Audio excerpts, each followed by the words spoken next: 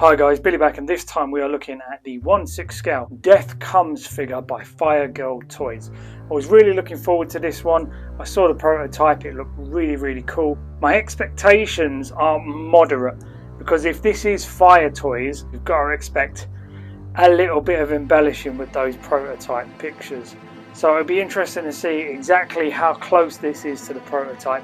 But either way, it's kind of like a Grim Reaper style female figure with a bit of Cinco de Mayo style with it, you know, that kind of thing. So I've been really looking forward to it. And it's nearly Halloween, so this is the perfect time for this to have arrived. Okay, let's have a look at the packaging. Now this comes with a TB League Fison body. And if you've ever had one of those figures, the box it comes with, it's exactly like this. So I don't know if they got TB League Fison to focus on this and then Fire Girl Toys focused on the accessories, or vice versa. I don't know. I get a really strong sort of feeling of TV League Fison from this packaging here. It's quite slim, it's quite narrow. You can see you got a picture of the figure there in black and white, which looks really cool. Death Comes SD. It's not the best font ever, but you know, it'll do the job. And then on the side we've got more pictures of the skull and the base. And then on the back, again, they're showing off the actual scythe. And then we've got Fire Girl Toys down the bottom. And then on that side again, another picture of the base. Death Comes FG084 on the top. And the exact same on the bottom. Now, like I said, this is a figure of two halves. So that is the original packaging there for the figure. But there is also a second box. And it comes in a more natural shipping looking box. And it says Death Comes. And I think this is the scythe and the base and the accessories and whatnot. So I'm going to just get these open and have a look at them.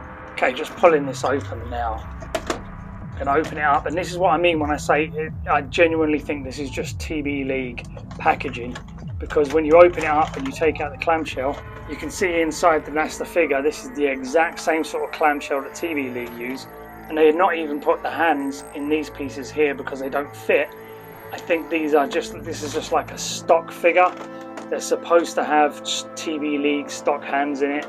Obviously it's been repurposed for this job, and it comes with some hands, the body itself, and what just fell out of the back is the cloak. And then this shipper has a foam insert, so we can slide this out. And there are two layers of foam. The front one has the scythe and a few sort of like tombstones and skulls, and then the second layer has the base in it. Alright, well that's it. I'm just going to open everything up and have a look at it. Okay, so I've taken her out the packaging, I've had a good look at her, I've had a look at the accessories, I've had a look at all the little bits and bobs. There's some things I really like in this figure, and some things I feel a little bit let down by, but we'll get into those now. Now first of all, we can look at her accessories. Okay, first off, looking at the cloak, this is a nice heavy piece. It's big, it's chunky. I really like some of the details up here. You can see it's got all this sort of like this wash in the skull work. You can see it's got bones going down into here. It's got more bladed bits here. It looks like beaten metal. And it's got a wrap and just like a big wooden staff here. The silver's reasonably shiny and it's got loads of scuffs and scratches in it. I will say it could be a little bit more chrome, but you know, that's not a big deal. Or maybe they could have given it a bit more of a sort of dirty metal look. But as it is, once you're moving it around, you can see how the light reflects off of it and changes as it moves around. So if you've got this on like a revolving turntable or something like that, that will look really cool as it will change with the lighting. And the details are pretty good. They're a little soft in places, you know, just along here, that kind of thing. But overall, with the sheer weight of it and the size of it, I'm really impressed by it. It's a pretty cool accessory. And she comes with 3 skulls, and all 3 of them you've got like a male skull, a female skull, and a kiddie skull, which is really dark when you think about it. But they're all pretty much the same. They look really nice. Horrible little like black wash in there. Very bony. Very solid. It's like a resin or maybe even like a polystone or something like that. Nice and hard. These are cool. I really like these. These are going to look awesome. And you can have these sort of littered about on the base here. You can even have them lined up like that, like daddy bear, mummy bear, and baby bear, that kind of thing. Or you can have a sort of gripping one in a hand. There's so many different things you can do with them. I actually really like that. I think if you have them sort of littered about on the base, they're going to look pretty cool. And the hands she comes with, they're like relaxed hands, gripping hands, sort of semi-pointy hand. They look really cool, and it looks like they've got blood under the fingernails, that kind of thing. Again, with TB League, the hands tend to be okay looking, but they're quite flat paint wise. There's no skin speckling or anything like that, but you know, they'll do the job. And she also comes with 2 of these rings. They go on her finger, and they're quite tall. I think it looks pretty nice, but they're not going to fit on all of them because of the way the hands are posed. You can slide these down onto the figure, but be careful, they do look like they could break quite easily. And then you can see the ring sits on the end of her finger pretty nicely. I think that will be a nice little detail. And this is the cloak. You can see it's a fairly shiny material, but it's a bit matte on the outside, which is good because you don't want it too shiny. But it's got a wire all the way through this. It's got a wire up in the hood, a wire down the side, and wires around the bottom, and then up the other side. So this can pose quite a lot, and you can get this moved about as much as you like. And I think that'll be pretty cool looking when she's got it on her. And speaking of her, let's have a look at the figure itself. Now this is on a TB League Thyssen body, so it's a pure silicone out skin with a metal endoskeleton underneath, and that means she is super posable. Now I'm not going to show you all the articulation on this lady, but there's barely any hindrance of articulation. It's a TB League Thyssen, and that's what these things were designed for. The silicone bends and moves with the endoskeleton as much as you like. There is actually some sort of plastic covering underneath this suit. Now that's probably because when they were trying to stretch this on, they might have wrapped it in cling film or some sort of like plastic body bag, so that they could get this sort of lycra skin tight suit on her, because otherwise with the silicone it was just going to be an absolute nightmare to get it on. So when you're moving it about, you can hear slight crinkling noise, and that's just the plastic covering underneath. Speaking of the suit, I've got mixed feelings about it. Now the lycra is great, it's stretchable, it moves about, it's flexible, you can put her in any pose you want and it shouldn't cause any problems.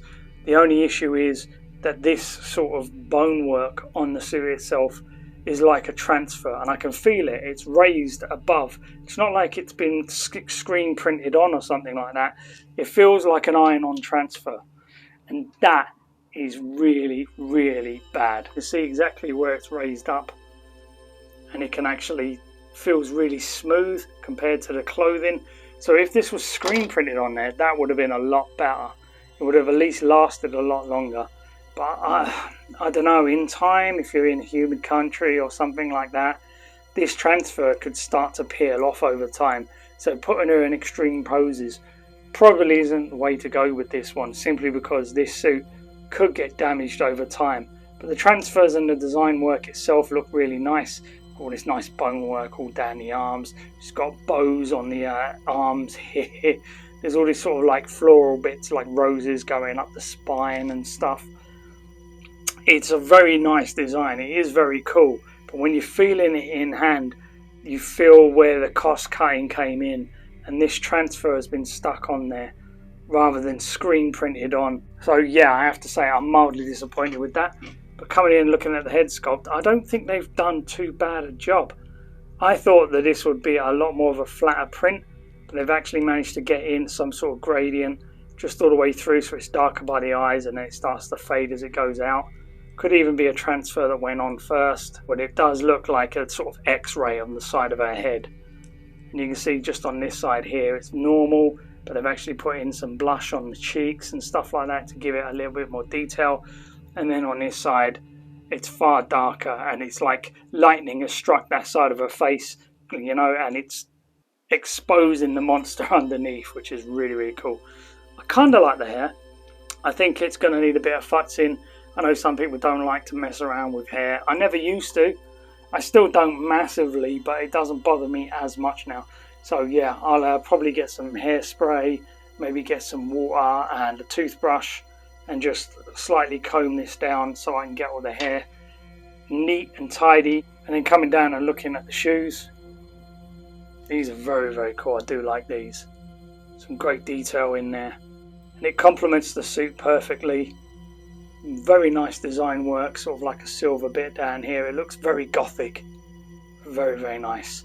Got to be careful of these heels though. I wouldn't say putting the full weight of the body on these feet, is going to help it over time, simply because those heels could snap or they could like warm up and bend over time. I've had that before with female figures when they're wearing high heels. The heel is the weakest point, so I would say definitely you're going to need a stand, which is really lucky because it brings me to the next bit, which is the stand. And here it is. It comes in 4 parts. You've got the tombstone here that goes in there. You've got this other tombstone that slots in here. It's like a Celtic cross. And then you've got the post here. Now this just sort of slides in and it swivels around. So you want to be careful with that because, yeah, it doesn't slot in, fix and stay there. It does move about a little bit. And if you were to turn this upside down, this would just fall out. But why you'd want to pick this up and turn it upside down, I don't know. If you want to have a look at the upside down, I'll do that now for you. Underneath you can see that it is slightly hollow in the middle. It's a lot less weighty, so if you have glass shells like mine, it's not going to cause too many problems. You might want to put some padded protectors on the edges here, just in case you're not scratching things up. But other than that, it looks pretty cool. I like the actual design work. It's like a graveyard. You've got an old tree stump here, and like the mud has a sort of like a red tone to it to make it look a little bit bloody, and you've got like stonework and everything. It's okay. The resolution isn't that amazing. I don't know if it looks better on screen here. Yeah, there are some bits where I'm turning it and it looks pretty cool, but in real life there is a slight lack of definition when it's standing down there. So it's not like HD quality, you know. It's a little bit more like a 720p rather than a 1080p sort of resolution. But it will definitely complement the figure. And you don't want the base to be too elaborate anyway, because it just draws your attention away from the figure itself. And that's where your eyes want to be. Okay, so swapping out the hands, you can see that there is a small little hole in here. So what you've got to do, if you're going to use a different hand, and I don't know why they didn't use the scythe holding hand to begin with, because that would have been a hell of a lot easier. You've basically got to get the thumb in first and then stretch the hand and the lycra around so that it can go in. So thumb first, twist it around and then get it in. I can't do it on camera because I don't have the room to do it. I'll knock the camera over and lose all my X-Men again. So I'm not doing that. But yeah, you can see definitely put the thumb in first and then you're winning. But unlike a lot of figures, when they use a TB League body, they always make the peg holes in their hands too small or fiddly, or, you know, they just can't be pulled off. But the peg holes in these hands are fairly wide and they pop on and off quite easily. That's going to be a pro and a con depending on what you're doing, because as much as it's easier to pop them on and off, they're also going to be a bit looser and swivel around a bit more. And when she's holding a really massive, top heavy sort of accessory like this, it could be that, you know, the hand starts to swivel round and it can't hold the weight properly. So you're going to have to get the perfect balance. Okay, so I've managed to get the cape on. It is very fiddly because it's such a wide, large, billowing cape. And when you move one bit of the wire, it can knock another bit out and, you know, it becomes like a domino effect. So you've got to just keep futzing with it. And it looks okay, but I definitely will take another few hours just to mess about with it, you know. So this is the kind of figure that you probably want to, once you open the figure up, you're going to start futzing around. Maybe get yourself a cup of tea, sit down, relax, tell everybody to leave you alone for a few hours, just so you can have some fun posing it around and get the best out of the figure that you can. This scythe is super heavy, especially around the top, so this can easily flop down, you know. So I would recommend you always use that stand. I wouldn't recommend a freestanding on her own. The high heels mixed with that top heavy scythe is really going to knock her off balance if you're not careful. Now I took that really small skull and I've just blue tacked it onto that tombstone there to make it look a little bit cooler. I think it works actually, I quite like that. And then you can just sort of move this skull around as you so wish. But other than that, yeah, I have to say I'm really liking this figure. It's not without its flaws though. Again, you can see there's a bit of weight going down on that ankle and it's starting to turn the foot in a little bit. So it will be interesting trying to get the balance on this lady. So yeah, looks wise, it's a pretty nice looking figure. When you're at a sort of reasonable distance like this, looks great. Again, it keeps falling backwards and not getting the balance right on this lady. And that stand, as cool as it is, it's just, her foot just wants to go straight onto that bloody thing. I mean, we all know what TB League bodies can be like. You move one bit, another bit goes out. It's pretty much like the cape. You've really got to futz around and really put some work in and put some time in to get the pose natural looking, because there are times when you bend the leg a certain way, the whole back gets put out. So you've again got to try and manipulate the back, and then that can put the shoulders out, and then you've got to try and manipulate the shoulder. It's a whole work in progress. So yeah, what I do like about it is just how grim and dark and cool it looks. It does look really, really nice. It's going to look awesome next to my steampunk red Sonya. Okay, overall, I really, really like the figure.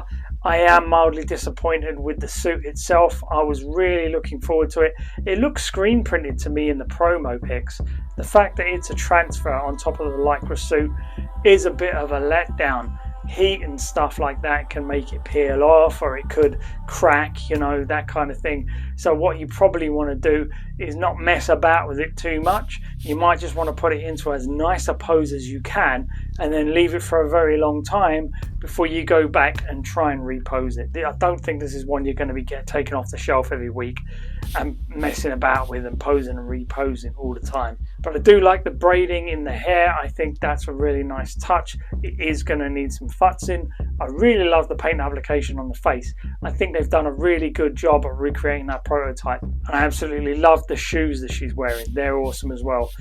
Overall, it's a really nice set. I'm really glad to have it in time for Halloween. I'm going to really enjoy showing this off.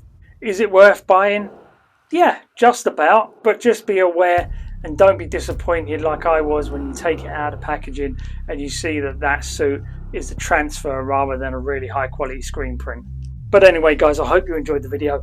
Like and subscribe if you do me a favour now, if you can get the fuck out of my cave. I'm going to get this lady all posed up and I'm going to start getting ready for Halloween, one of my favourite times of the year. Thanks a lot guys. Bye bye.